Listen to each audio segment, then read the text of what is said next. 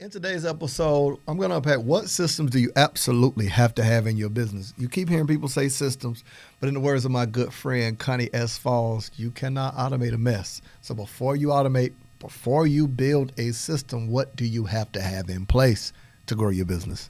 I'm on a mission to teach coaches and entrepreneurs how to make more, work less, hire their funnel, and let the funnel do the work. If you're ready, join me on Monetize with Marcus Podcast. Welcome back to another episode of Monetize with Marcus. I'm your host, Marcus Rozier. So there's a lot of talk surrounding automation. I get a lot of messages where people say, yeah, I just want to make money in my sleep. I want to automate everything. Well, it's hard to jump right to automation before you figure out what in the world you're actually doing. Like, how do you automate what is not clear? McDonald's has an automation. Although it's physical, they know this is how I make a burger. Wendy's has automation. This many minutes on this side, this many minutes on that side, this many minutes on that side, flip the burger, flip again, it's done. Now, because they have a clear system, I want you to realize systems and automation go hand in hand. So before you can automate, you first need system. System goes first, then automation. Now, here, this might sound really deep.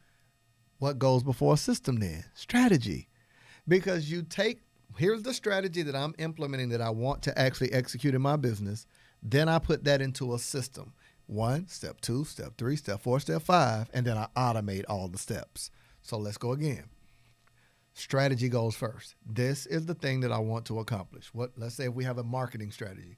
The marketing strategy becomes a system. Let's do it this way. My strategy is to sell a course. Okay, so if my strategy is to sell a course, that would be the goal. So what is the strategy of how I'm going to accomplish it? I'm going to put it out on the end of the month. So I'm going to go live every week on Monday. On Tuesdays, I'll do webinars. All 7 days, I'm going to do email marketing and text message marketing. That's a strategy. Now that I know the goal is to sell the course, I have a strategy, which is all the pieces that's put together. And then I'm going to say, here's the system that supports it. And now let's automate it. Let's automate the blast. Let's automate the email. Let's automate the follow-up. See how that goes? So I want each of you to start thinking about what is the strategy, what is the system, what is the automation. Well, let's dig into what type of system should you have. Everybody should have a lead generation system. How am I going to constantly generate new potential leads, people that didn't know I existed that are now aware of me? I don't care how good you get at your skill.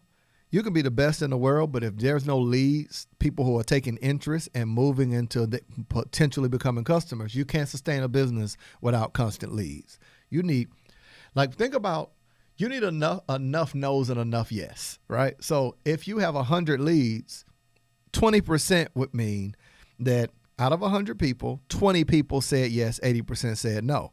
But if you have 0 leads, your probability of making money is now decreased.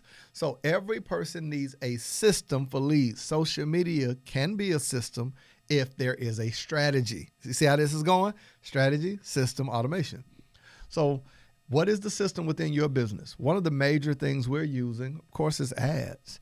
Ads is it runs 24/7, 365. We film a whole lot of what we call value content, where we take what we will actually sell, package it into content that we give away to the internet.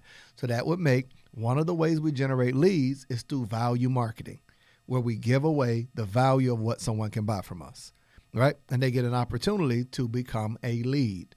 Another thing is conferences. I'm constantly speaking at conferences. Those generate leads for us. What's another way? And we can go on and on and on and on. Affiliates, partnerships, podcasts, all of these are part of our lead generation strategy that we're going to constantly do them to generate as many leads as possible. But in our lead generation, we have a strategy, but we have automation.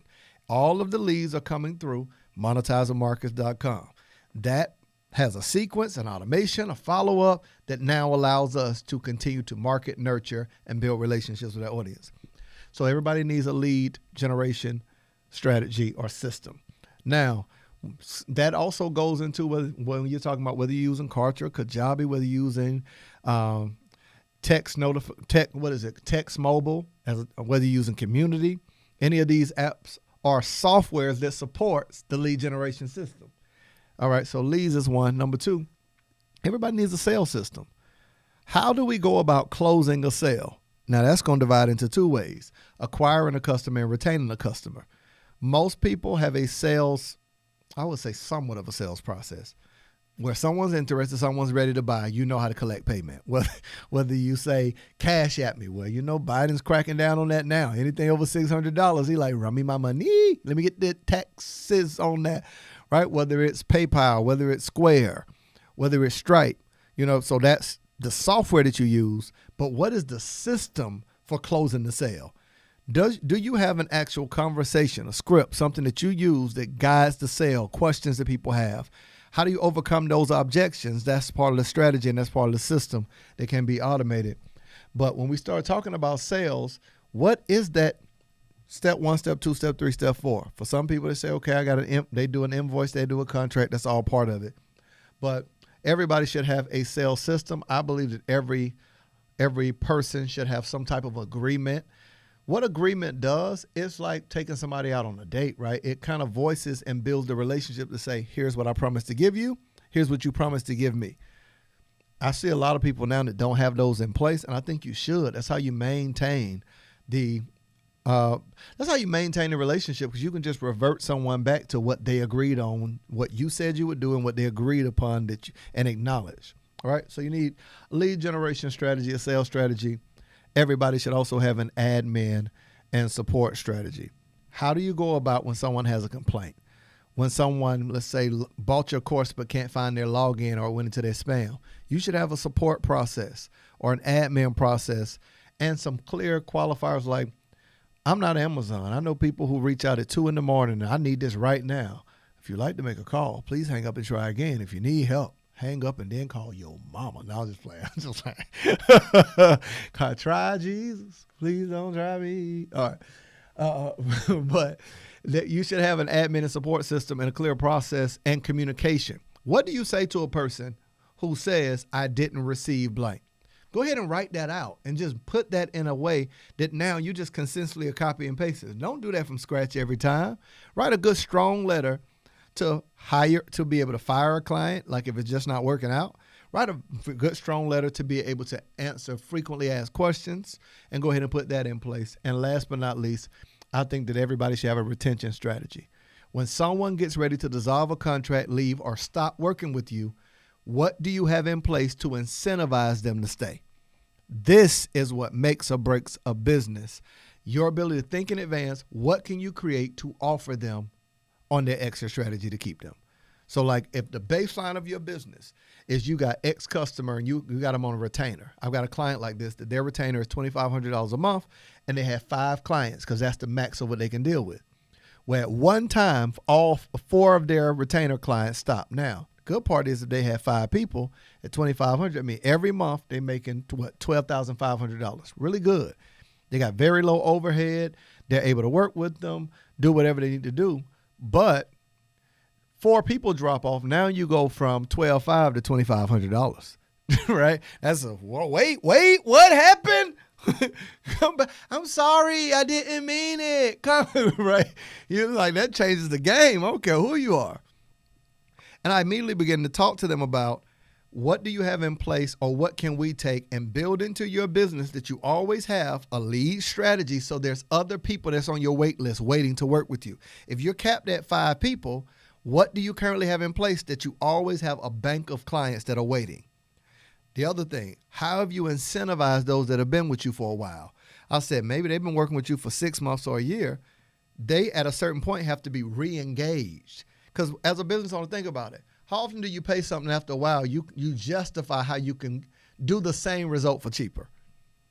So think about, it happens all the time when it comes to marketing, especially when it comes to video services on down the line with cell phones, videographers on down the line. Most people don't realize the quality is better with a camera. But now in people's mind, they start thinking, how do I cut costs? So they'll think, I can use my cell phone. I can use this. I can do that. I can do one-offs. I can find another space.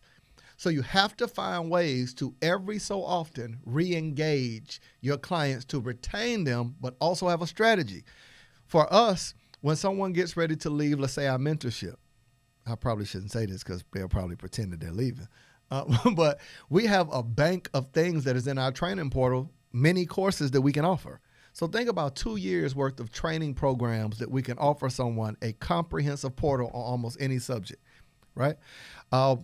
Whether it is a client that was a retainer client, we could then offer them, let's say, 50% off or 1 month free, or you just on and on and on. So I wanted to give you those things in today's episode to explain to you things that you should be thinking about within your business and systems that should be implemented that can drastically grow your business, retain customers, and explode the growth in your business. Resources like this and more you can find at monetizewithmarcus.com/podcast, where you can go and find trainings on all of these things, or if it is you need our help to help you create a course, build funnels for you, run ads for you, if that's what you're looking for and you're a coach or an entrepreneur, reach out to us. You can go there as well, and it's going to show you how you can work with us. I'll see you in the next episode of Monetize with Marcus.